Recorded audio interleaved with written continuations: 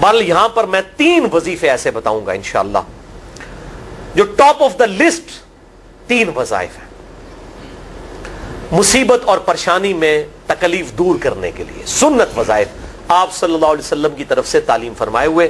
ان میں سے پہلا وظیفہ یہی جس کا قرآن میں بھی ذکر آ گیا کہ جو ان الفاظ کے ساتھ ہمیں پکارے گا، اللہ تعالیٰ فرماتا ہے کذالک ننجی المؤمنین، ہم اہل ایمان کو بھی نجات دیں گے اس طریقے سے، صرف یونس کو نہیں، اہل ایمان کو بھی.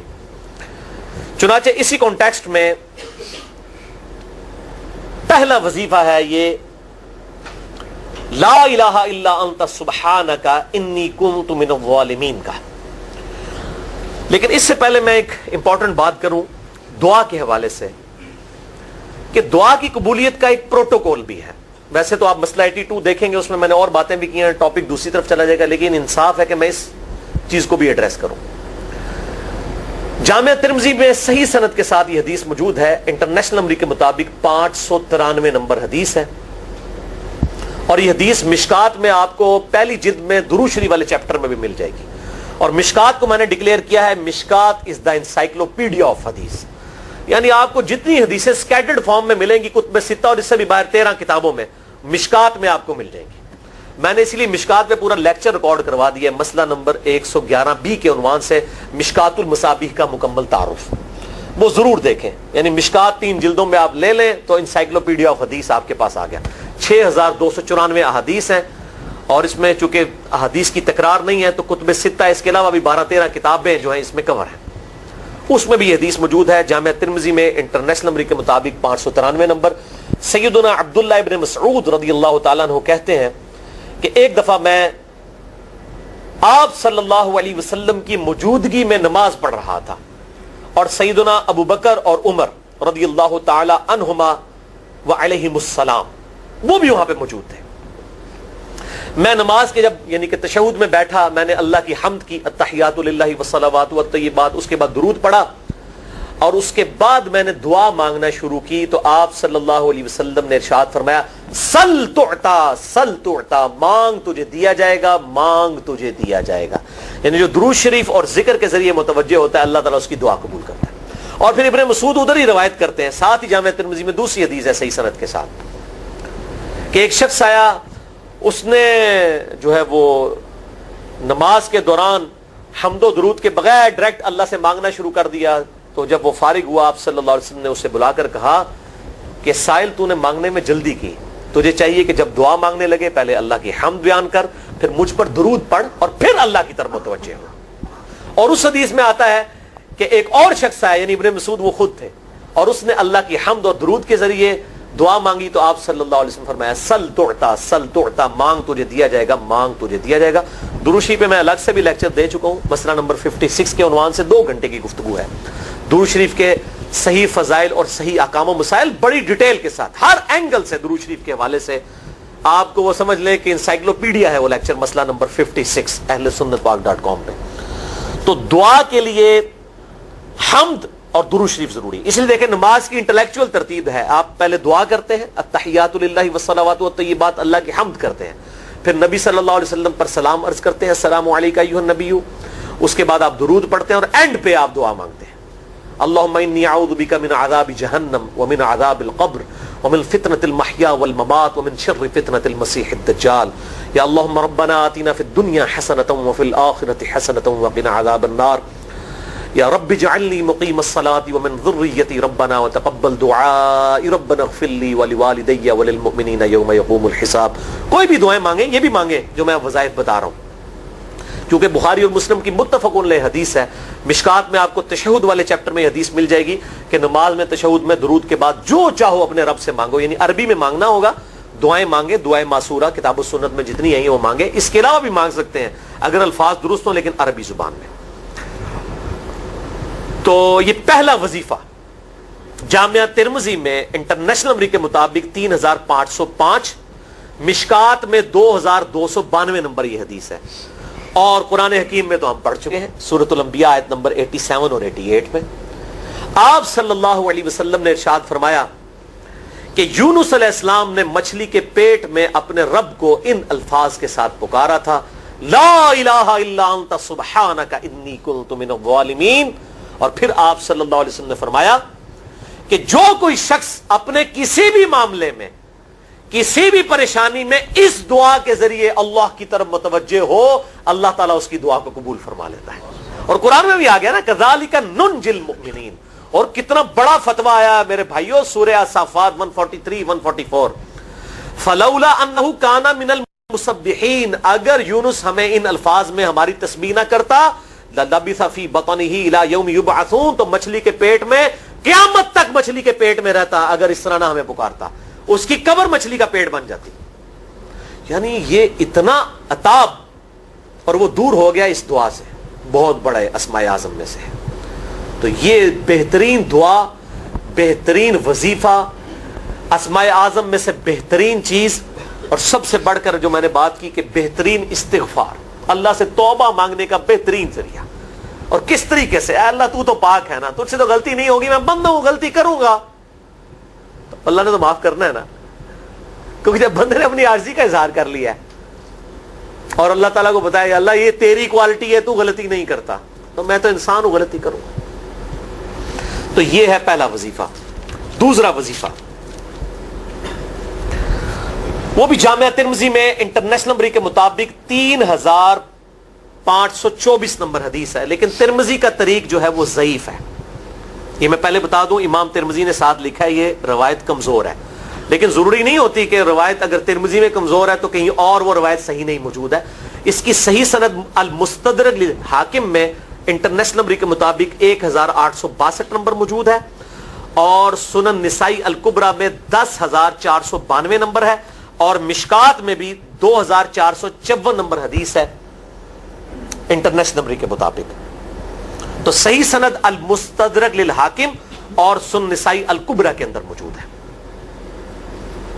اور وہ وظیفہ ہے انس ابن مالک کہتے ہیں اور سعد ابن ابی وقاص کہتے ہیں رضی اللہ تعالی عنہما وعلیہم السلام کہ آپ صلی اللہ علیہ وسلم کو جب کبھی کوئی تکلیف یا پریشانی پہنچتی تو آپ صلی اللہ علیہ وآلہ وسلم ہمیشہ ان الفاظ میں اپنے رب کو پکارا کرتے ہیں, یا حی یا قیوم برحمتک استغیث.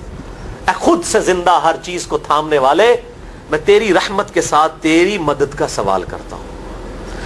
استغیث بولیں گے نا الف کے ساتھ حمزہ کے ساتھ تو یہ سنگولر کا صیغہ ہوگا, اور اگر ہم بولیں گے نستغیث نون کے ساتھ تو یہ جمع کا صیغہ بن جائے گا. یہ میں اس لیے بتا رہا ہوں, لوگ پوچھ رہے ہوتے ہیں جی بعض جگہ لکھا ہوتا ہے جناب نستغیث, بعض جگہ لکھا ہوتا ہے استغیث, کیا کریے وہ نستغیث جمع کا صیغہ بنا لیا جاتا ہے. جیسے دعا ہے سنن ابی داؤد میں اللہم اجرنی من النار, لیکن اگر جمع کا صیغہ بنائیں گے تو اللہم اجرنا من النار ہو جائے گا.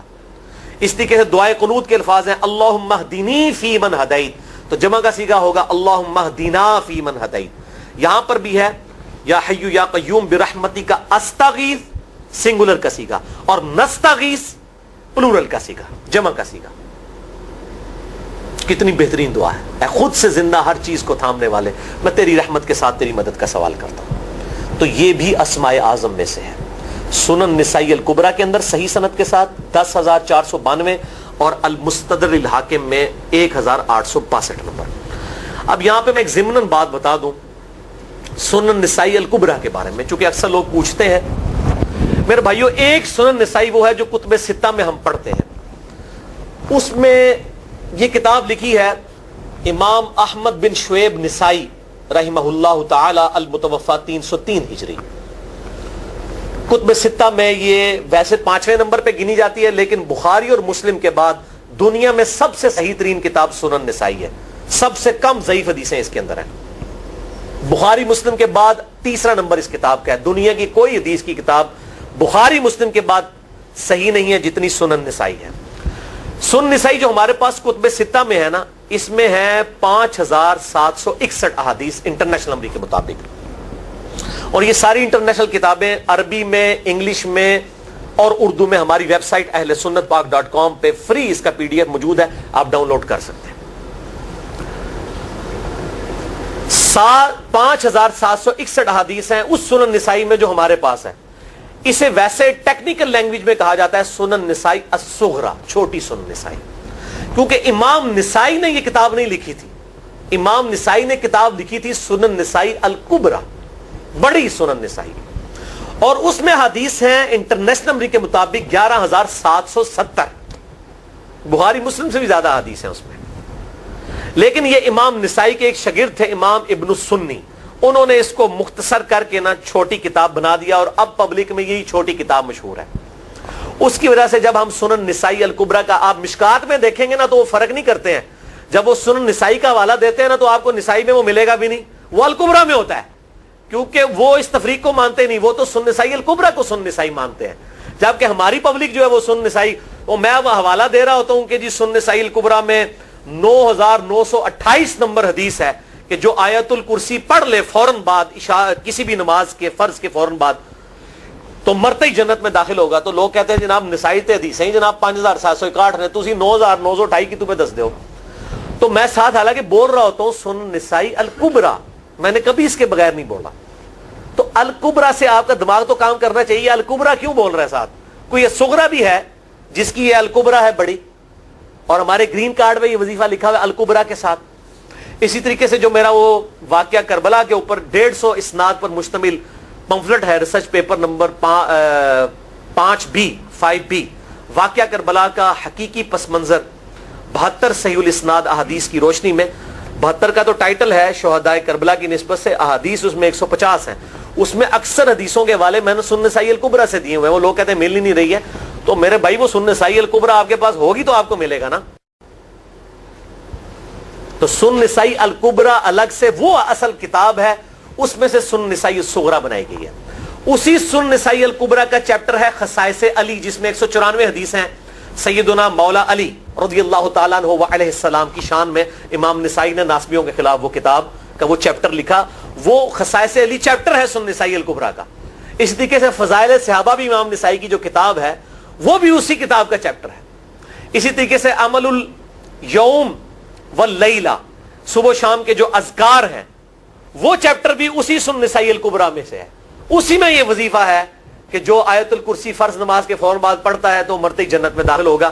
میں نے اس کتاب کے اس چیپٹر کا حوالہ نہیں دیا، وہ الگ سے بھی چیپٹر چھپا ہوا ہے، جس طرح خصائص علی الگ سے ہے، فضائل صحابہ الگ سے ہے. خصائص علی تو ہمیں ہماری ویب سائٹ پہ بھی موجود ہے اہل سنت پاک.com پہ. فضائل صحابہ بھی اردو ترجمے اور تحکیم کے ساتھ چھپ چکی ہے. اور یہ عمل الیوم واللیلہ، دن رات کے جو اذکار ہیں، یہ بھی الگ سے عربی میں چھپی ہوئی ہے. تو میں اس کا حوالہ نہیں دیتا، میں سنن نسائی الکبریٰ کا کہتا ہوں 9,928 آیت الکرسی کا وظیفہ. تو یہ سنن نسائی الکبریٰ کا میں نے حوالہ دیا ہے یا حی یا قیوم برحمتک استغیث 10,492 صحیح طریق ہے. بعض اوقات کسی ایک کتاب میں ضعیف، ترمذی کا اس کا طریق جو ہے وہ ضعیف ہے. سنن نسائی الکبریٰ اور المستدرک للحاکم کا طریق جو ہے وہ بالکل صحیح ہے. جس طریقے سے سنن ابی داؤد اور سنن ابن ماجہ میں کتاب النکاح چیپٹر میں حدیث ہے، اگر میں سجدہ جائز سمجھتا تو بیویوں کو کہتا کہ اپنے خامدوں کو سجدہ کریں اس حق کے سبب جو اللہ نے ان کو دیا ہے. تو ابو داؤد اور ابن ماجہ کی روایت ضعیف ہے، اس میں شریک القاضی مدلس ہے اور ان سے روایت کر رہے ہیں، اور مدلس کی ان والی روایت سما کی تصریح کے بغیر ضعیف ہوتی ہے. لیکن ہم اس حدیث کو صحیح کہتے ہیں کیونکہ اس سما کی تصریح سنن البہیقی کے اندر موجود ہے الکبریٰ میں. تو ہم پھر اس کی بنیاد پہ کہتے ہیں چونکہ وہاں پر صحیح لہذا اس کو ہم کہتے ہیں شواہد کی بنیاد پہ صحیح. یہ میں آپ کو ٹیکنیکل چیزیں بتا رہا ہوں، یہ وہ چیزیں جو آپ کے کئی وہ جو بڑے بڑے علماء پڑھ کے فارغ ہوتے ہیں ان کو بھی یہ باتیں نہیں پتہ ہوتی ہیں. وہ کہتے ہیں جناب آپ کتوں پڑھے ہو، اور میں کہنا پائی میرے آئنسٹائن تے نیوٹن کو کسی مدرسے تو پڑھنے کی ضرورت نہیں ہوتی. نیوٹن 8ویں کلاس ہی نسیا ہوا ہے، آج نیوٹن ہوتے PhD ہوتی فزکس تھی. مجھے غامدی صاحب کا جملہ یاد آیا، ان سے کسی نے پوچھا کہ یہ جو روایتی علماء ہیں اور مولانا مودودی آپ ان کو کیسے دیکھتے ہیں؟ ان کا روایتی علماء جو ہیں یہ تو مدرسوں کے اسٹوڈنٹس اور فاروق تحصیل ڈگری ہولڈر ہیں، اور مودودی صاحب جو ہیں ان کی مثال تو آئنسٹائن اور نیوٹن والی ہے، ان کے اوپر PhDs ہوتی ہیں. یہ گاڈ گفٹڈ صلاحیتیں ہوتی ہیں. ان مدرسوں کی آؤٹ پٹ مودودی صاحب اور ڈاکٹر اسرار، ڈاکٹر ذاکر نائک اور احمد دیدار صاحب تو نہیں ہو سکتے. یہ گاڈ گفٹڈ صلاحیتیں ہوتی ہیں. تو میں اس لیے ساتھ ساتھ کلیئر کر رہا ہوں تاکہ یہ جو ایمبیگوٹیز آتی ہیں اس حوالے سے وہ کلیئر ہو جائیں. بہرحال یہ دوسرا وظیفہ ہو گیا. اب تیسرا وظیفہ جو ہے کمال وظیفہ، صحیح بخاری میں موجود ہے انٹرنیشنل نمبر کے مطابق 4,563 نمبر. ابن عباس رضی اللہ تعالی عنہما کہتے ہیں وعلیہم السلام، وہ کہتے ہیں کہ سیدنا ابراہیم علیہ السلام کو جب آگ میں پھینک رہے تھے نا تو ابراہیم علیہ السلام نے اس وقت کہا تھا حسبنا اللہ و نعم الوکیل، ہم نے اللہ ہی پر بھروسہ کیا اور وہی بہتر کارساز ہے. اور تمہارے نبی صلی اللہ علیہ وسلم کو بھی جب مصیبت اور پریشانی آتی تھی وہ بھی پڑھا کرتے تھے حسبنا اللہ و نعم الوکیل، ہم نے اللہ ہی پر بھروسہ کیا اور وہی بہتر کارساز ہے. اس کے بعد وہ شعر جو بنا دیا نا نعم المولا و نعم النصیر، ویسے الگ سے آیت ہے، الگ سے آیت ہے، لیکن یہ شعر نہیں بنانا، بس اتنا ہی وظیفہ ہے حسبنا اللہ و نعم الوکیل. اور یہ جو انہوں نے کہا کہ نبی صلی اللہ علیہ وسلم بھی یہ کہتے تھے، اس کا ذکر الحمدللہ قرآن میں بھی موجود ہے، اس سے بھی بڑھ کر سورہ آل عمران کی 173 نمبر آیت میں ہے کہ جب نبی صلی اللہ علیہ وسلم اور اہل ایمان کو یہ خبر پہنچی کہ کافر ان کے خلاف سازشیں کر رہے ہیں، تو نبی اور اہل ایمان نے پکارا حسبنا اللہ و نعم الوکیل. تو حسبنا اللہ و نعم الوکیل قرآن کی آیت بھی ہے، اور یہ ہے وہ آیت، وظیفہ قرآن میں آیا ہوا ہے یہ آل عمران 173 اور صحیح بخاری 4563. اور مجھے بڑا وجد آیا کہ ابراہیم علیہ السلام کو جب آگ میں پھینکنے لگے تھے انہوں نے اس وقت اللہ کو ان الفاظ کے ساتھ پکارا حسبنا اللہ و نعم الوکیل. اچھا یہ جتنے بھی وظیفے ہیں نا میرے بھائیوں، ان کا فائدہ اسی وقت ہے جب آپ کو ترجمہ بھی ان کا آتا ہوگا، ورنہ آپ روزانہ جتنی مرضی تسبیح کھینچتے رہے کوئی فرق نہیں پڑے گا. اس لیے میرا ایک پرسنل مشورہ ہے کہ جب بھی یہ وظیفے پڑھے نا آپ، اردو ترجمہ بے شک آتا بھی ہو رہا ہے، ایک دفعہ اپنی زبان میں اس کو ریپیٹ کریں. یعنی آپ پڑھیں حسبنا اللہ و نعم الوکیل، میں نے اللہ ہی پر بھروسہ کیا اور وہی بہتر کارساز ہے. آپ دیکھیں یہ صوت القرآن چینل میں جب وہ عربی چل رہی ہوتی ہے، جیسے ہی وہ مراج الدین خان کا ترجمہ شروع ہوتا ہے نا، کیسے کب کبھی تاری ہو جاتی ہے، کیونکہ وہ ہماری زبان میں بات ہو رہی ہوتی ہے نا. ابھی ابھی تو نہیں قیام اللیل میں رو رہے ہوتے، ان کی زبان میں بات ہو رہی ہوتی ہے، اپنی زبان کا اثر ہوتا ہے. اسی طریقے سے آپ لا الہ الا انت سبحانک انی کنت من الظالمین، یا حسبنا اللہ و نعم الوکیل، یا حی یا قیوم برحمتک استغیث، جو بھی وظیفے پڑھیں نا، ایک دفعہ ان وظیفوں کو جب آپ الگ سے دعا مانگ رہے ہوں اس وقت اس کو آپ اپنی زبان میں بھی دہرائیں. اور اس کے لیے کوئی تسبیح نہیں کھینچنے کی ضرورت کہ آپ نے اتنے 100 دفعہ پڑھنا ہے. تسبیح تو ویسے ٹھیک ہے، وہ آپ استعمال کر سکتے ہیں، لیکن آپ چلتے پھرتے اٹھتے بیٹھتے ہر وقت جس حالت میں بھی، اور صحیح مسلم میں حدیث ہے کہ یہ جو وظائف ہیں ان کے لیے تو کوئی وضو بھی کیا، غسل بھی پروٹوکول نہیں ہے. اب عائشہ کہتی ہیں نبی صلی اللہ علیہ وسلم حالت جنابت میں بھی اللہ کو یاد کر لیا کرتے تھے. صحیح مسلم میں حدیث موجود ہے، جنابت والے چیپٹر میں ہر حال میں اللہ کو یاد کرتے تھے. اور جو قرآن میں بھی دعائیں یا اذکار آئی ہیں نا، جب آپ حالت جنابت میں بھی اس کو کریں گے نا تو اس پہ قرآن کا حکم نہیں لگے گا. تو جامعہ ترمذی اور ابو داؤد میں جو حدیث ہے کہ حضرت علی کہتے ہیں نبی صلی اللہ علیہ وسلم کو حالت جنابت کے علاوہ کوئی اور حالت قرآن پڑھنے سے مانے نہیں ہوتی تھی، تو اس سے مراد قرآن کی تلاوت ہے. اگر قرآن کی دعائیں جیسے ہیں بسم اللہ الرحمن الرحیم، یہ بھی تو قرآن ہے، سبحان اللہ بھی تو قرآن ہے، الحمدللہ بھی تو، یہ اذکار جو ہے نا جب آپ اذکار کی نیت سے پڑھ رہے ہوں گے پھر یہ قرآن نہیں شمار ہوں گے، ذکر شمار ہوں گے. اور اس کے لیے نہ وضو پروٹوکول ہے اور نہ غسل کا ہونا ضروری ہے، ہر حال میں اللہ کو یاد کریں. تو یونس علیہ السلام نے کتنے یاد کیتا ہے؟ پھر ظلمات، مچھلی کے پیٹ میں، جہاں نہ کوئی اگربتی تھی اور تعفن پھیلا ہوا تھا اور اندھیرا ہی اندھیرا تھا، یہاں پہ وہ جناب کس طرح وہ روشن کرتے ہیں، پھر 1.25 دفعہ پڑھواتے ہیں. یعنی میں بتا رہا ہوں آدھا سچ بڑا خطرناک ہوتا ہے. یعنی آیت کریمہ کی اصلیت تو موجود ہے کتاب و سنت میں، لیکن آدھا جو سچ جھوٹ ساتھ ملا لیا نا اس کی وجہ سے سارا بیڑا غرق کر دیا ہوا. اور بجائے یہ کہ لوگوں کو یہ وظیفہ بتایا جائے کہ اٹھتے بیٹھتے چلتے پھرتے اللہ کو ان الفاظ میں یاد کریں، اس کو انہوں نے کوئی اور ہی رنگ دے دیا ہوا ہے اور اس کو 1.25 دفعہ ختم اور پتہ نہیں کیا کچھ بنا دیا ہوا ہے. تو یہ 3 وظائف تھے بڑے اہم اس حوالے سے، اور میں نے اس کو ضروری سمجھا کہ میں یہ ضرور بتا دوں تاکہ لوگ اس پہ ایجوکیٹ ہوں، ان وظائف کو کریں. اور مسئلہ نمبر 82 میرا الگ سے میرے بھائیوں ریکارڈ ہے.